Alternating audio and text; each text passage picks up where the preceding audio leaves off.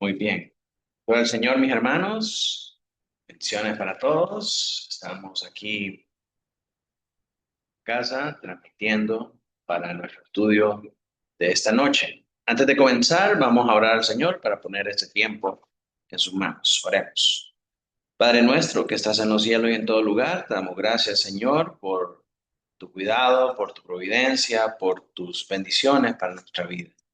Te pedimos, Señor, que abras nuestra mente y nuestro corazón para que nos ayude, Señor, a poder escuchar, a poder entender y a poder guardar estas cosas en nuestro corazón para poder aplicarlas, Señor, y para poder vivir, Padre, conforme a lo que tú demandas de nosotros. Ayúdanos, Señor, a poder crecer, Padre, en la imagen de Cristo para que por medio de él podamos dar testimonio al mundo, Señor, de que somos hijos tuyos y que otros puedan venir al conocimiento de Cristo. Te pedimos todas estas cosas en el nombre de Jesús. Amén y amén. Bien, mis hermanos, vamos a desplegar entonces el clase para hoy. Cerrar aquí. Ok.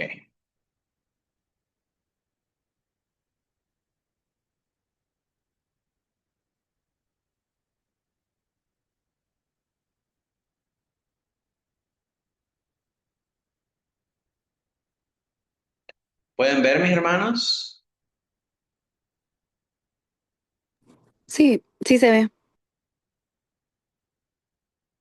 Windows, no sé qué es lo que me está diciendo.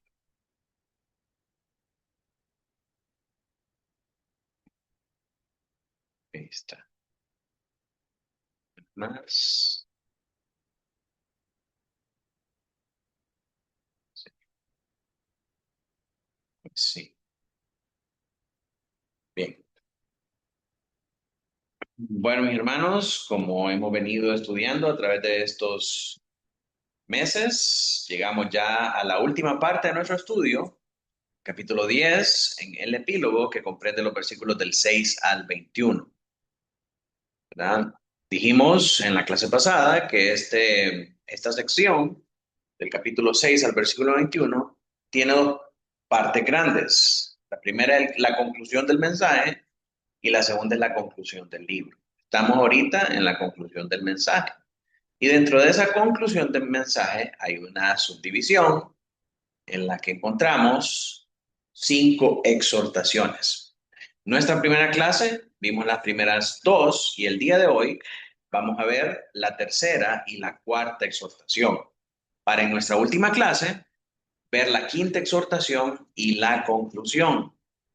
Así que antes de poder comenzar, vamos a recordar las dos exhortaciones anteriores. En la primera exhortación, que es de los versos del 6 al 7, vimos que Dios declara que las palabras de la revelación son fieles y verdaderas, y Cristo anuncia, yo vengo pronto. La exhortación es, debemos guardar y obedecer a la profecía, porque quienes lo hacen reciben bendición. Esa es la primera exhortación. La segunda exhortación, que comprende los versículos del 8 al 10, nos dice que Juan es llamado a adorar solo a Dios y no al ángel que le muestra la visión. ¿Se acuerda? Juan se arrodilla al ángel y el ángel le dice, no lo hagas, no lo hagas, somos consiervos. Adora solamente a Dios, ¿verdad? Y después de eso se le ordena no sellar la profecía, porque el tiempo de sellarla ya ha pasado. Ahora la profecía debe permanecer abierta porque el tiempo de su cumplimiento está cerca y la iglesia debe conocer. La exhortación es guardar las palabras del libro y adorar a Dios solamente, no a ángeles, no a pastores celebridad, no a ningún otro siervo más que a Dios solamente. Entonces, estas son las dos exhortaciones primeras que el Señor da. El día de hoy vamos a leer entonces la tercera y la cuarta, que las encontramos en los versos del 11 al 17. Hermano Emilio, si puedes leer para nosotros ahí. El que es injusto sea injusto todavía, y el que es inmundo sea inmundo todavía, y el que es justo practique la justicia todavía. y el que es santo, santifíquese todavía. He aquí yo vengo pronto, y mi galardón conmigo, para recompensar a cada uno según sea su obra. Yo soy el Alfa y el Omega, el principio y el fin, el primero y el último. Bienaventurados los que lavan sus ropas, para tener derecho al árbol de la vida, y para entrar por las puertas en la ciudad. Mas los perros estarán fuera, y los hechiceros, los fornicarios, los homicidas, los idólatras, y todo aquel que ama y hace mentira. Yo, Jesús, he enviado a mi ángel para daros testimonio de estas cosas en las iglesias. Yo soy la raíz y el linaje de David, la estrella resplandeciente de la mañana. Y el espíritu y la esposa dicen, ven. Y el que oye, diga, ven. Y el que tiene sed, venga. Y el que quiera, tome del agua de la vida gratuitamente. Amén. Entonces vemos ahí las dos exhortaciones y hay una fuerte advertencia en medio de estas exhortaciones que vamos a cubrir más adelante. Ahora, nuestra introducción. Como introducción, vamos a decir que en esta sección encontramos dos de las últimas exhortaciones del libro. Están dirigidas a una iglesia que está llamada a permanecer fiel en los días finales. El pasaje nos revela que la venida de Cristo es segura y es inesperada, que su palabra divide la humanidad entre aquellos que perseveran en santidad y los que se endurecen en el pecado. A través de estas exhortaciones seremos recordados de la urgencia de vivir en obediencia, la certeza de la recompensa para los que vivan en esa obediencia y el clamor conjunto del Espíritu y la esposa por la venida del Señor. Este pasaje entonces resume el llamado final a la santidad y la esperanza que marca el cierre de toda la profecía. En nuestro contenido vamos a ser presentados con las dos exhortaciones que distinguen el destino de los justos y de los impíos. Y vamos a enfatizar en la necesidad de perseverar en la santidad ante la venida repentina de nuestro Señor Jesucristo. Vamos a ver cómo la revelación de Dios endurece a los rebeldes, pero despierta al remanente fiel. Cómo Jesús confirma su identidad divina y mesiánica y cómo los creyentes son llamados a vivir con vestiduras limpias, aguardando su recompensa. Y finalmente vamos a considerar el clamor del Espíritu y de la Iglesia que invita a la perseverancia y a beber del agua de la vida. Entonces, comencemos con nuestra tercera exhortación a la santidad. Esta se encuentra en los versículos 11 y 12. El versículo 11 dice, y me dijo, no selles la palabra de la profecía de este libro porque el tiempo está cerca. El que es injusto, sea injusto todavía. Y el que es inmundo, sea inmundo todavía. Y el que es justo, practique la justicia todavía.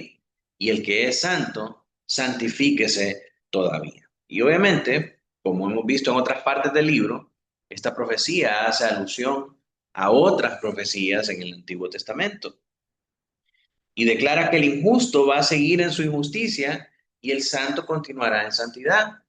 Mire qué tremendo esto, porque ¿cómo conocemos nosotros a los que son verdaderamente santos y pueblo del Señor? ¿Y cómo conocemos a los que no? Porque el pueblo del Señor cuando recibe la palabra se santifica más, mientras que el impío cuando recibe la palabra se endurece más. Usted puede estarle predicando verdad, puede estarle diciendo la verdad, el testimonio de la palabra del Señor Jesucristo, y el que es de su redil va a ablandar su corazón, va a ceder a la palabra y la va a obedecer. Pero el que no es parte del pueblo del Señor, más bien va a endurecer su corazón, va a cerrar sus oídos a esa palabra y va a seguir empecinado en su necedad. Esta afirmación no solamente describe una condición futura, sino que funciona como un mandato que refleja la separación espiritual que produce la revelación divina de la misma manera como ocurrió en Daniel 12. Miren lo que pasó en Daniel 12:10. Hermana Emily, si puede leer ahí. Muchos serán limpios y emblanquecidos y purificados. Los impíos procederán impíamente y ninguno de los impíos entenderá, pero los entendidos comprenderán. Sí, así vemos que la revelación de la palabra del Señor produce esta separación. Los impíos eh, siguen empecinados en su necedad, mientras que los justos buscan purificarse más, buscan emblanquecerse más. Esto es una metáfora para hablar de la santidad. Entonces, esta palabra tiene un doble efecto. Endurece a los falsos creyentes y a los apóstatas, es decir, a los que le han dado la espalda a la fe, a los que han abandonado la fe. ¿Cómo reconocemos a los falsos creyentes en medio de la iglesia? Porque lejos de ablandarse con la palabra, más bien más se endurecen, más bien más se apartan del Señor. Podemos estar hablando y la palabra les puede estar penetrando y les puede estar hablando acerca de ellos y ellos más bien más se alejan y más se endurecen. Pero, ¿cómo reconocemos a los verdaderos creyentes? Porque son despertados por estas palabras, son llamados al arrepentimiento, son llamados a la reconciliación por medio de la revelación de la palabra del Señor. Entonces la palabra siempre va a tener ese efecto en la vida de las personas. Va a endurecer a los falsos creyentes y a los apóstatas, a los que niegan la fe, y va a despertar al remanente fiel del Señor. Estas visiones de Apocalipsis entonces sirven como juicio para los impíos y como llamado al arrepentimiento. ¿Por qué como juicio? Porque en el juicio final, estos impíos no van a tener excusas de decir, a mí nunca me dijeron, a mí nunca me predicaron. Falso, escuchaste el mensaje, se te fue predicado, recibiste la revelación, pero en lugar de ceder a ella, en lugar de obedecer, en lugar de humillarte, más bien endureciste tu corazón y te apartaste del Señor. A los impíos se les va a confirmar su ceguera, como en Jeremías 44 y en Ezequiel 20, y a los fieles se les va a mover a obediencia y a discernimiento. Daniel profetizó que los impíos no entenderían, pero los justos sí.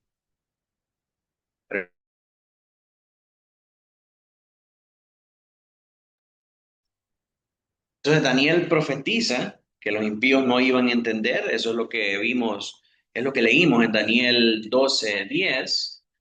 Sin embargo, los justos sí iban a entender. Desde el verso 9 leemos cuando dice, anda Daniel, pues estas palabras están cerradas y selladas hasta el tiempo del fin. ¿Verdad? Cuando el Cordero abre el rollo en el cielo, Él rompe los sellos porque Él es el único digno para abrir y recibir esta profecía. Y entonces a través de el rompimiento de esos sellos y a través de la apertura de esta profecía comienzan a cumplirse todas estas profecías del Antiguo Testamento. Entonces, ¿qué es lo que pasa con la revelación de esta palabra? Esta La revelación de esta palabra va a servir para que muchos endurezcan y otros obedezcan al Señor. Juan afirma entonces con esta revelación en Apocalipsis 22 que el cumplimiento de esta profecía de Daniel ya ha comenzado. ¿Y cómo sabemos eso? Bueno, eso comenzó desde el tiempo del Señor Jesucristo. Si vemos el ministerio del Señor Jesucristo, hace eco de las palabras de Isaías. Y entonces miren desde cuándo viene esto. Daniel dice, los impíos no van a escuchar, no van a obedecer, pero los santos sí van a obedecer, sí van a escuchar. Isaías dice también, para que teniendo oídos no oigan y teniendo ojos no vean. Y el Señor Jesucristo llega y les habla en parábolas y les dice, para que teniendo oídos no oigan y para que teniendo ojos no vean. Entonces, lo que el Señor estaba diciendo ahí es que Él estaba trayendo esa palabra y Él era la revelación de las profecías del Antiguo Testamento. Y con la revelación de esta palabra, ¿Qué fue lo que pasó? Muchos endurecieron su corazón, muchos se apartaron de él, otros obedecieron fielmente, ¿verdad? Pero la palabra siempre tiene ese doble propósito y ese doble cumplimiento. A los impíos les es de juicio y a los justos es de afirmación, es de arrepentimiento, es de obediencia.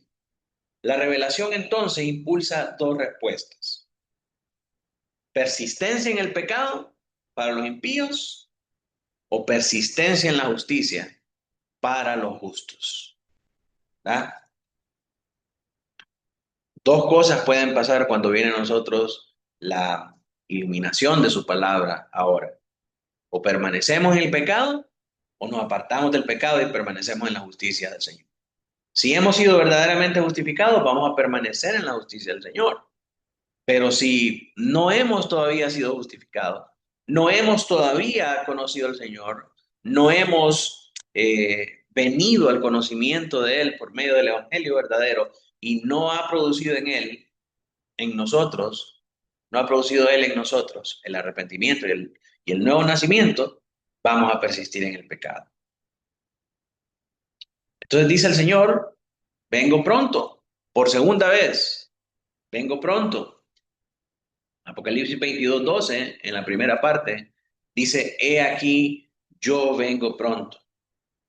La expresión vengo pronto enfatiza no el momento exacto del retorno de Cristo, sino su carácter repentino e inesperado. Cuando el Señor Jesucristo dice vengo pronto, no significa que va a venir la próxima semana, no significa que va a venir ahorita después del discipulado, sino que esa palabra pronto enfatiza la manera de su venida. Va a ser inesperado, va a ser repentino, va a ser eh, intempestivamente.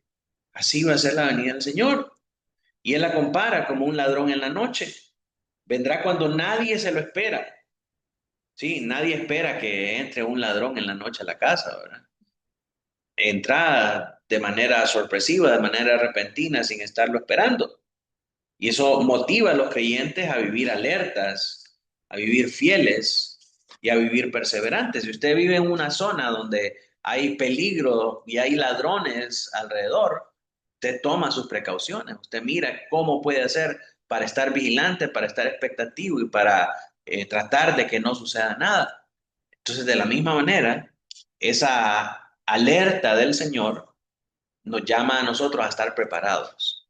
El Señor va a venir pronto y va a venir como un ladrón. Entonces, así como un ladrón que viene intempestivamente y uno tiene que estar preparado, ¿verdad? Porque nunca sabe. Entonces, de la misma manera, uno tiene que estar preparado para la venida del Señor. Uno tiene que estar siempre listo para poder recibir al Señor y que el Señor encuentre fe en nosotros. El tema del ladrón, hermanos, se repite en varios lugares. Primeramente, ya el Señor habló en Apocalipsis 16:15, en Mateo 24 y 25, y se refiere en todos los lados, cuando hace esta comparación el Señor del ladrón con su venida, se refiere a lo mismo. No a la temporalidad, sino a la manera inesperada de su venida. Entonces, después el Señor habla acerca de su galardón. Dice, aquí yo vengo pronto. Y en la segunda parte del verso 12 dice, y mi galardón conmigo, para recompensar a cada uno según sea su obra. Y esta es una clara alusión, hermanos, a Isaías 40:10 e Isaías 62:11. Jesús declara que viene con su recompensa para dar a cada uno según sus obras. Y esta recompensa se entiende principalmente como la bendición final de la salvación. Pensemos en esto, en un estado glorificado, en un estado en que todas las cosas son hechas nuevas, en un estado donde su presencia inunda todo y nosotros tenemos acceso permanente a su presencia y comunión con Él eternamente. ¿Qué cosa puede ser más grande y más valiosa que eso? ¿Qué galardón nos puede dar el Señor Jesucristo? Después de estar en su presencia, después de poderlo ver, después de tener comunión con Él, ¿Qué cosa, qué cosa se asemeja a estar con Él? Verdaderamente, el galardón ahí, poder estar ahí con Él, es poder tener el derecho para contemplarlo. Y eso es lo que es la salvación. ¿Verdad? Somos salvados de su ira, somos salvados de su juicio para vivir con Él eternamente. Mis hermanos, aunque hubieran medallas, aunque hubieran coronas, aunque hubieran muchas cosas, los ancianos rinden sus coronas delante del Señor porque no hay nada que valga la pena más que el Señor. Entonces, no hay un galardón más grande para nosotros que poder contemplar al Señor cara a cara. Ese es el premio verdaderamente, hermanos. ¿Verdad? Entonces, el Señor dice, aquí vengo y mi galardón conmigo. Su galardón, su recompensa es esa bendición final de la salvación y de poder estar con el Señor. Tristemente, algunos hermanos piensan, ¿verdad?, que cuando estemos allá, lo más grandioso van a ser las mansiones que el Señor nos promete, las bendiciones y las riquezas y los galardones. Y hay unos que hablan acerca de estados de galardón, ¿verdad? Eh, Hay niveles de premiaciones ahí arriba en base a nuestras obras, ¿no, hermano? Nuestras obras son como nada delante del Señor. La obra más importante es la obra del Señor Jesucristo. Y el galardón más importante, hermanos, es poder contemplarlo cara a cara. No hay nada que se pueda comparar a la gloria, al gozo de poder experimentar eso.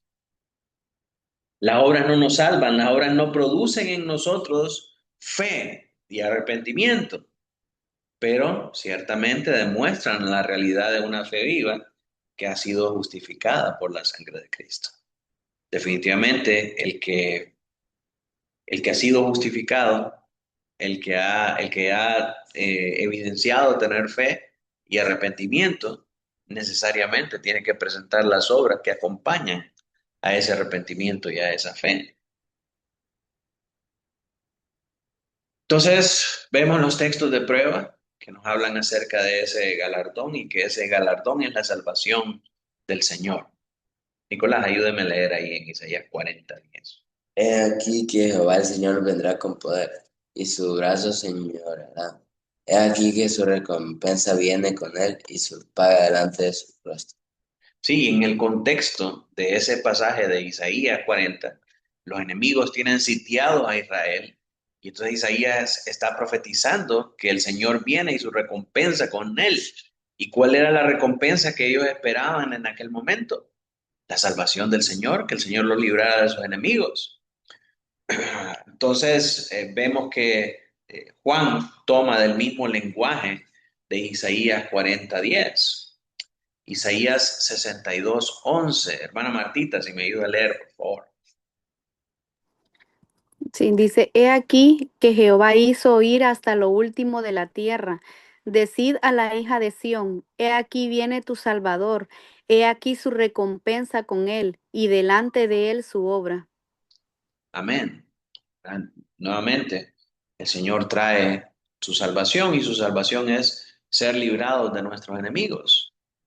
En el día final, seremos ciertamente librados de los enemigos del mundo, seremos librados de los enemigos de nuestra carne, pero sobre todas las cosas, hermanos, seremos librados del furor del Señor, del castigo del Señor para con los impíos. Y disfrutaremos en lugar de el castigo y en lugar de el terror de ese juicio, disfrutaremos de su presencia y de su comunión por toda la eternidad. Esa es la salvación que nosotros esperamos. Ahora, la cuarta exhortación la encontramos en los versos del 13 al 17. Primeramente, el verso 13 dice el Señor, yo soy el alfa y la omega, el principio y el fin, el primero y el último. Los títulos divinos de alfa y omega, y primero y último, se aplican directamente al Señor Jesucristo y son títulos que afirman su soberanía sobre toda la historia. Al ser el primero y al ser el último, Él es el Señor del principio, Él es el Señor del final y obviamente, por inferencia, Él es el Señor de todo lo que está en medio. ¿Verdad? Él es el Señor de todo, desde un comienzo hasta un final. Y esta verdad nos da confianza como creyentes, hermanos. Cristo gobierna al principio, Cristo gobierna al final y Cristo gobierna en todo lo que ocurre entre ambos, ¿verdad? Entre el tiempo de su ascensión al cielo y entre el tiempo de la segunda venida, el Señor Jesucristo sigue reinando. El Señor Jesucristo sigue siendo el Rey soberano sobre todas las cosas. Y eso, hermanos, es una gran confianza para los creyentes porque a veces tendemos a olvidar esto o a minimizarlo por el mundo en el que vivimos, por la influencia constante de las redes sociales y de los medios y las noticias. Y la información ahora está más accesible para todos en cualquier dispositivo. Entonces estamos más conscientes de las cosas que pasan alrededor del mundo. Y cuando pensamos en nuestro propio país, pensamos en los cambios de gobierno, pensamos en las dificultades, pensamos nos entra la afición pensando qué va a pasar ahora, ¿verdad? Se va este gobierno y viene otro, ¿y cómo va a ser este otro gobierno? Este gobierno tiene reputación de ser manipulador, de ser corrupto, de ser esto, de ser el otro. Y mis hermanos, hablaba esta tarde con un hermano y meditábamos acerca de esas cosas porque él me preguntaba cómo está la situación política en nuestro país. Y yo le decía que al principio había un miedo latente por la llegada del partido que está en gobierno. No, que este partido viene con una ideología, que esto y que el otro y que van a hacer acá y que va a ser como Venezuela, va a ser como Cuba. Pero francamente, después de estos 4 años, no hubo un cambio significativo en relación al gobierno anterior. Y como iglesia nosotros definitivamente no experimentamos una persecución, no experimentamos una situación difícil, sino más bien fuimos favorecidos en ciertos aspectos con ciertos trámites que nosotros tenemos que hacer con el Estado. Entonces, uno piensa, realmente, aunque puedan levantarse gobernantes, que son agresivos, que son hostiles, que tienen planes de negocio, plan de gobierno eh, diferentes, ¿verdad? Nosotros no debemos poner nuestra confianza en ellos. Nosotros tenemos que tener la confianza en el Señor. Sea quien gobierne, últimamente es el Señor el que está en su trono gobernando sobre todas las cosas. Y el Señor guarda a su iglesia. Y pensemos esto en la historia de la redención. Cuando vemos atrás al rey Nabucodonosor, un rey destructor, un rey hostil, un rey que eh, arrasó con pueblos enteros, un rey malo, pero que Dios utilizó para guardar al pueblo en el cautiverio bajo el imperio de Nabucodonosor. El rey Ciro también, esos persas eran temibles, imagínense, para haber derribado al imperio babilónico y levantarse ellos. Eso no se hacía con votaciones, se hacía con guerras sangrientas. Y sin embargo, a pesar de ser ejércitos tan hostiles, el Señor los utilizó para reconstruir a su pueblo. Aún en el imperio romano, ¿verdad? Con el emperador Constantino, el Señor permitió que la iglesia saliera de las catacumbas para organizarse y llamar a concilios cristianos, y la fe comenzó a hacerse un afecto público del Estado. Entonces, mis hermanos, el propósito de este pensamiento, el propósito de esta reflexión, es que pensemos que el Señor es el primero y el último. Y Él, así como controló lo que pasaba en la creación, así como Él va a controlar las cosas y lo que sucede en el juicio final, Él controla todo lo que está en medio. Ahorita, en este momento, estamos bajo la mano, bajo el gobierno del Señor. Y el Señor va a decidir para nosotros lo que sea mejor para nosotros.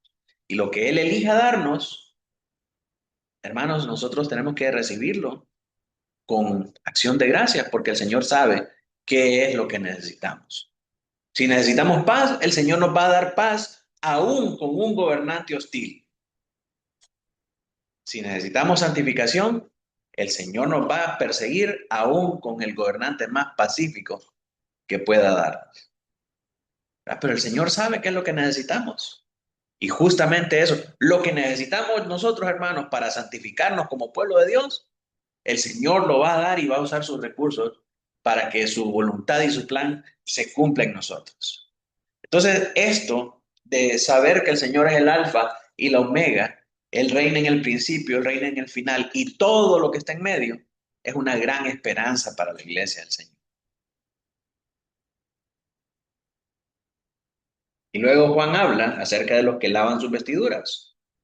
Verso 14 dice, bienaventurados los que lavan sus ropas para tener derecho al árbol de la vida y para entrar por las puertas en la ciudad. Y obviamente recordamos, hermanos, que cuando estamos leyendo estas cosas, no debemos interpretarlas de manera literal, porque es una visión profética, es una visión apocalíptica que nos presenta la revelación del tiempo final. Entonces, como tal, usa un lenguaje simbólico. Y cuando nos habla acerca de lavar las ropas, nos habla acerca de la santidad. No habla de las personas, de los cristianos que tienen mejores hábitos de limpieza que otros, ¿verdad? Solo los que lavan su ropa son los que van a tener entrada al árbol de la vida. Algunos muchachos dijeron, pucha, ya no pude. Entonces, no está hablando, hermanos, literalmente de los que lavan su ropa, está hablando de los que buscan la santidad. Y el árbol de la vida vimos en la sección pasada, que es uno de los elementos utilizados para simbolizar la presencia de Dios en la Nueva Jerusalén. Estos que lavan sus vestiduras, es decir, los que buscan la santidad, son los que tienen derecho al árbol de la vida y los que pueden entrar por las puertas de la ciudad. Los bienaventurados que lavan sus vestiduras lo hacen no por propia justicia, sino por la sangre del Cordero. El sacrificio del Cordero los capacitó para que pudieran buscar esta santidad, y es la misma sangre del Cordero la que les da esa santidad. A ellos se les concede el acceso al árbol de la vida y la entrada en la ciudad celestial. Y esta es la misma bendición prometida en la nueva creación a quienes perseveran en la fe. Entonces, mis hermanos, esto es muy importante. Esto es muy importante, porque primeramente nos dice Juan quiénes van a entrar en la santa ciudad, quiénes van a tener acceso a Dios, quiénes van a entrar por las puertas de esa ciudad. ¿Quiénes son? Los que lavan sus vestiduras. ¿Y quiénes son los que lavan sus vestiduras? Que buscan la santidad. Y eso es muy importante, porque estos son los que están adentro. Vamos a ver más adelante el contraste y nos va a decir Juan quiénes son los que van a estar afuera, ¿verdad? Pero esto es muy importante para nosotros. Por eso el autor de Hebreos dice, sin paz y santidad, nadie verá al Señor. ¿Verdad? Y aunque sabemos nuevamente que nuestras obras no nos salvan, la justificación de Cristo se manifiesta en obras. Aquel que ha sido justificado, aquel que tiene una fe verdadera, produce obras de justicia, y esas obras de justicia son la santificación. Y esa santificación evidencia, es un sello, es el sello de aquellos que son verdaderamente hijos de Dios y aquellos que tienen acceso a este árbol de la vida y que van a entrar por las puertas de la ciudad. Ahora, ¿quiénes son los excluidos? Entonces aquí es donde viene el contraste y nos dice quiénes son los que se van a quedar afuera. Y esta palabra, hermanos, es dura, así que amárrense los cinturones porque el lenguaje que usa Juan acá es tremendo. Mira lo que dice Apocalipsis 22:15. Mas los perros estarán afuera, y los hechiceros, los fornicarios, los homicidas, los idólatras y todo aquel que ama y hace mentira. De nuevo, el lenguaje simbólico. No significa que los perros no van al cielo. Bueno, sabemos, ¿verdad? Que allá lo único que nos dice la Biblia es que son los redimidos los que van a estar allá, pero aquí no está hablando de perros literalmente. Cuando la Biblia habla de los perros, está hablando de los malos obreros, aquellos que engañan con una careta de cristianos y que dividen al cuerpo a través de malas actitudes, malos comportamientos, comportamientos divisivos, a través de chismes, a través de todo tipo de divisiones. Esos son los perros que mutilan el cuerpo del Señor Jesucristo. Estos son todos los que van a estar fuera de la ciudad. Los perros, los hechiceros, los fornicarios. Y cuando pensamos en hechiceros, hermanos, no solamente debemos incluir ahí los hechiceros de las tinieblas, sino que muchos hechiceros modernos que, eh, que transitan con bandera evangélica, ¿verdad? Muchos de los llamados profetas que andan ahí haciendo señales y artilegios y adivinaciones, esos son hechiceros evangélicos. Los fornicarios, los homicidas, los idólatras y todo aquel que ama y hace mentira. Mire qué tremendo, porque dentro de esta categoría entran aquellos que solo siguen al Señor por religiosidad, aquellos que solo siguen al Señor por una careta, por una costumbre, por un beneficio, pero que realmente no lo sirven al Señor, no sirven al Señor de corazón. Así que fuera quedan aquellos cuya vida demuestra falsedad e idolatría, los falsos cristianos, los cristianos religiosos, aquellos que cuando les llega la revelación más bien endurecen su corazón en lugar de ablandarse más. Son descritos como mentirosos, impuros y perros, figuras que representan a aquellos que profesan fe, pero viven en contradicción con ella. Son ateos cristianos. Creen en el Señor, creen en su palabra, creen en el Evangelio, pero viven como impíos, viven como ateos. En sus acciones diarias niegan al Señor. En su comportamiento niegan al Señor. En su relación con los demás hermanos niegan al Señor. Esos son los perros. Y esta lista es paralela también con Apocalipsis 21:8 y 21:27. Su destino final es la exclusión eterna. No van a estar con el Señor, no van a estar en la santa ciudad. Y en Apocalipsis 21:8 se nos dice que van a ir al lago de fuego. Ese es el destino de ellos. Así que mis hermanos, esta es una voz de alerta para aquellos cristianos que están viviendo en falsedad. Aquellos cristianos que solo son cristianos de domingo, que creen en el Señor, pero en su vida diaria lo niegan. Viven como ateos.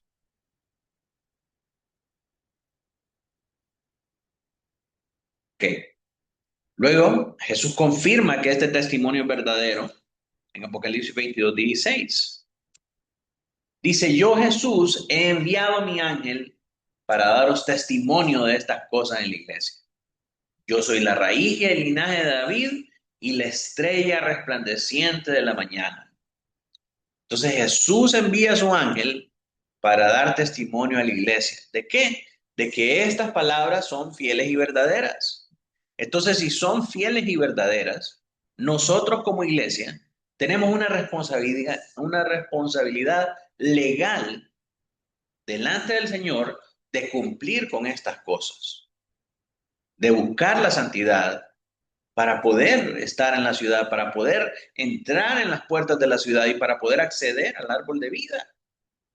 Y entonces, así como cuando se envía una carta oficial de parte de un rey, hay que cotejar las credenciales para saber si vienen de verdaderamente del rey. El Señor presenta sus credenciales.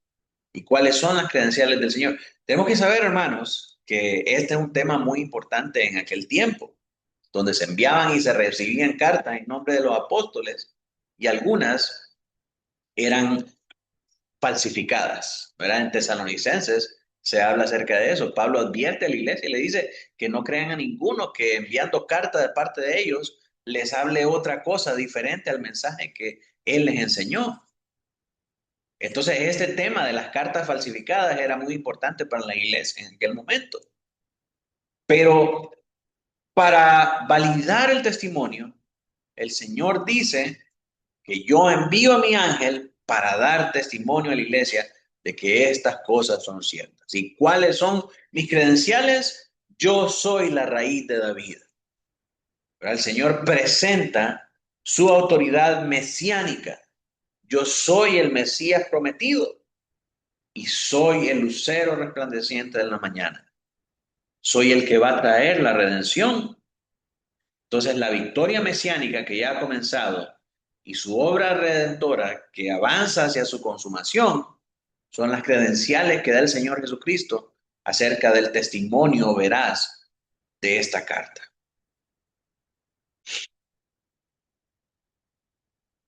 Finalmente, el Señor dice en el verso 17, y el espíritu y la esposa dicen ven.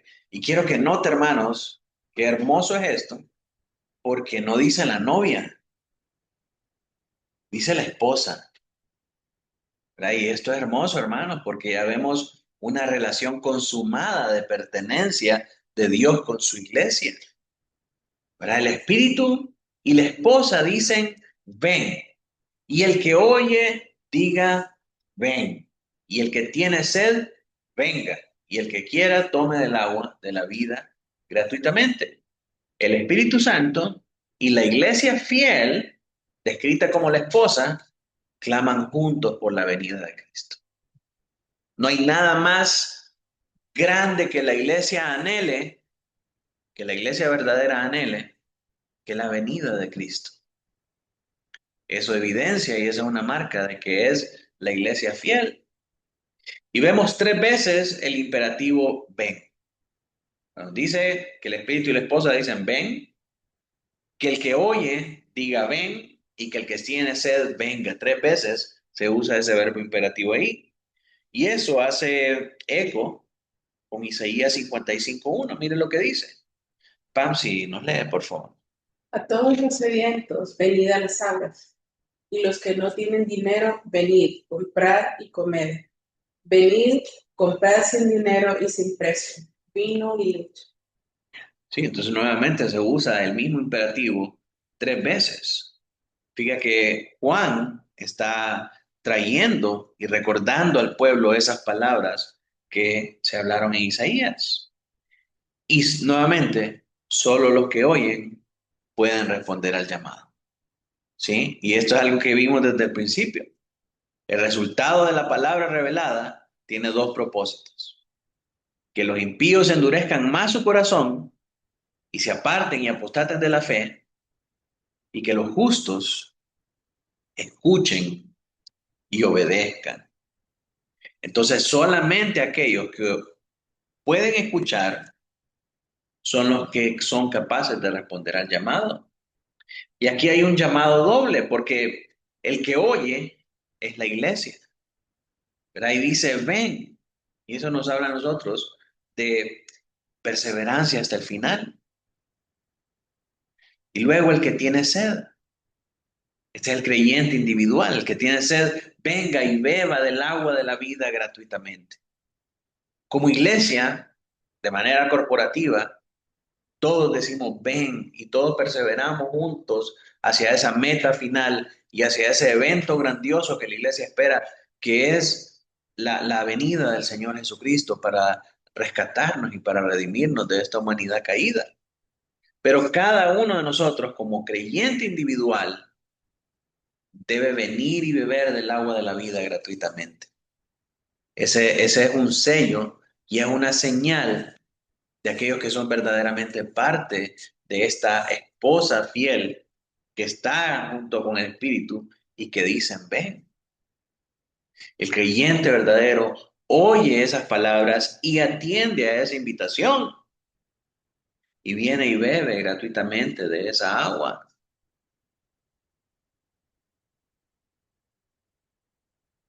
En conclusión, mis hermanos, al ver todas estas cosas, vemos las exhortaciones claramente que nos muestran, primeramente, la exhortación 3, que cada persona debe seguir el camino que ya refleja su condición espiritual. La venida de Cristo está cerca y su juicio es seguro. Así. Entonces, recordamos, ¿verdad?